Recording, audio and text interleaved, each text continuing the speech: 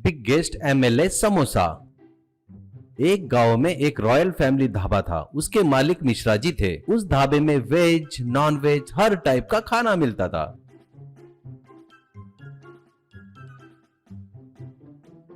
और वो मिश्रा जी की पत्नी बनाती थी। उनके हाथों का स्वाद इतना बढ़िया था, ऐसा हर कोई कहता था, इसलिए वहां खाने के लिए बहुत सारे लोग आते थे। मिश्रा जी का परिवार भगवान में आस्था थोड़ा ज्यादा ही रखता था। वे गणपति बापा की पूजा किए बगैर रोज अपना काम शुरू नहीं करते थे। अगर उनके यहाँ कोई पंडित या जोशी लोग आते थे तो उनका आदर सत्कार करके ही भेजते थे। मिश्रा जी के लड़के का नाम था धर्म। वो शहर में पढ़ाई करता था। वो बहुत ही धैर्यवान के साथ साथ बहुत बुद्धिमान भी था। वहां उनके दोस्त कभी समस्या में पड़ जाते थे तो वो उनको समाधान बताता था। एक दिन की बात है, जब मिश्रा जी पूजा करने के लिए भगवान की फोटो पर माला चढ़ाने जाते हैं तो फोटो नीचे गिर जाता है और उसी वक्त बाहर कौवा चिल्लाता है। तभी मिश्रा जी की पत्नी, ओ जी, भगवान का फोटो नीचे गिरना और उसी वक्त कौवे का चिल्लाना, मुझे कुछ अपशगुन सा लग रहा है, मुझे डर भी लग रहा है। तभी मिश्रा जी भगवान का फोटो पोंछते हुए, मुझे भी ऐसा लग रहा है, हमें फौरन जाकर पंडित जी से बात करना होगा। और वो लोग सारी घटना पंडित जी को बताते हैं।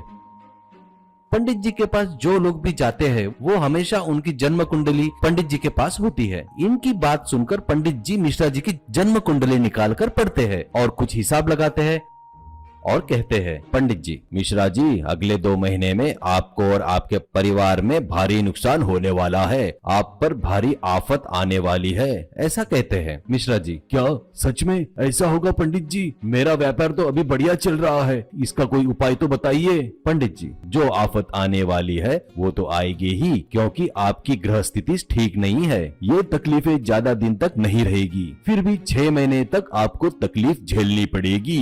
फिर किसी व्यक्ति के द्वारा ही फिर से आप अच्छी पोजीशन पर वापस आएंगे।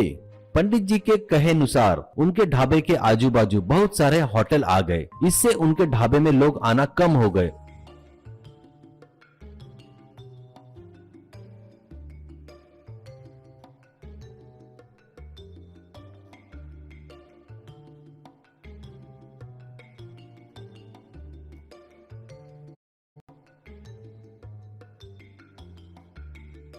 कम हो गए मतलब किसी किसी दिन तो एक ग्राहक भी नहीं आता था। ये देख मिश्रा जी, अरे यार, पंडित जी बोले थे वो बुरे दिन शुरू हो गए हैं लगता है, अब हम कुछ नहीं कर सकते, ऐसा अपनी पत्नी से कहता है। ऐसा रोज ढाबा खोलकर बैठते थे ग्राहक के इंतजार में, पर एक ग्राहक भी नहीं आता था। ऐसे ही खाली हाथ शाम को घर चले जाते थे।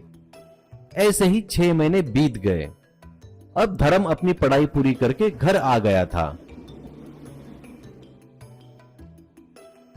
धर्म, पिताजी, इतना कुछ हो गया पर आपने एक बात भी नहीं बताया मुझे, बताते तो कुछ सलाह तो देता था मैं। माँ, बेटा, ये सब भगवान की लीला है, हम कुछ नहीं कर सकते। धर्म, माँ, सब कुछ भगवान के भरोसे छोड़ेंगे तो कैसा चलेगा? हम थोड़ा प्रयास करेंगे तो थोड़ा भगवान भी हमें शक्ति देगा और हमें ऐसी परिस्थिति से बाहर निकालेगा। पिताजी, तो बेटा अभी हमें क्या करना चाहिए? धर्म, पिताजी, हमारे ढाबे को फैमिली ढाबा नाम रखे, लेकिन कभी पूरा परिवार बैठकर खाना नहीं खाया वहाँ पर। अब हम एक काम करेंगे, अब हम ऐसा काम करेंगे पूरा परिवार खाना खाए। ऐसी चीज करना होगा जो सभी लोग बैठकर खाए। वैसे भी लगता है इस ढाबे को सभी लोग भूल गए हैं, बस उन लोगों को याद दिलाएंगे। इसके लिए मेरे पास एक प्लान है। अगले हफ्ते गणेश चतुर्थी है ना, तभी मेरा प्लान अमल में लाता हूँ।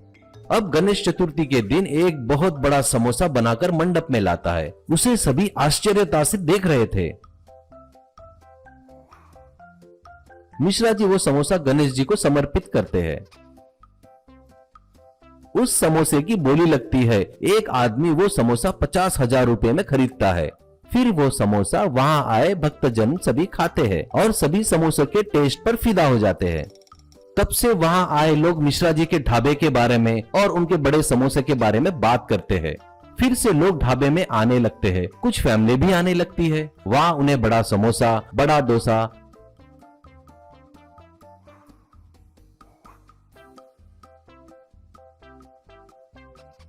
बड़ा फैमिली प्लेट बिरयानी, हंडी बिरयानी बनाकर खिलाने लगे।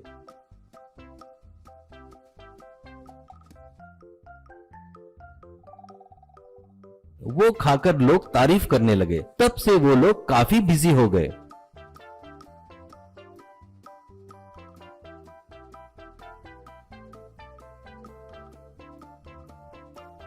भरपूर पैसा भी आने लगा। कुछ दिन बाद धर्म को एक बड़े कंपनी में जॉब मिलती है और वो जाने के लिए निकलते वक्त मिश्रा जी, बेटा हमें पंडित जी ने बताया था तुम्हारे बुरे वक्त पर एक व्यक्ति काम आएगा और इन बुरी परिस्थितियों से तुम्हें बाहर निकालेगा, ऐसा बोले मुझे। बेटा तुम वही व्यक्ति हो। धर्म, ठीक है पिताजी, आप जैसा सोचो वैसा, पर मैंने एक बेटे के नाते मेरा फर्ज पूरा किया है। पिताजी ड्यूटी पर जा रहा हूँ, आशीर्वाद दीजिए। ऐसा करके उनका आशीर्वाद लेता है और अपने ड्यूटी पे चला जाता है।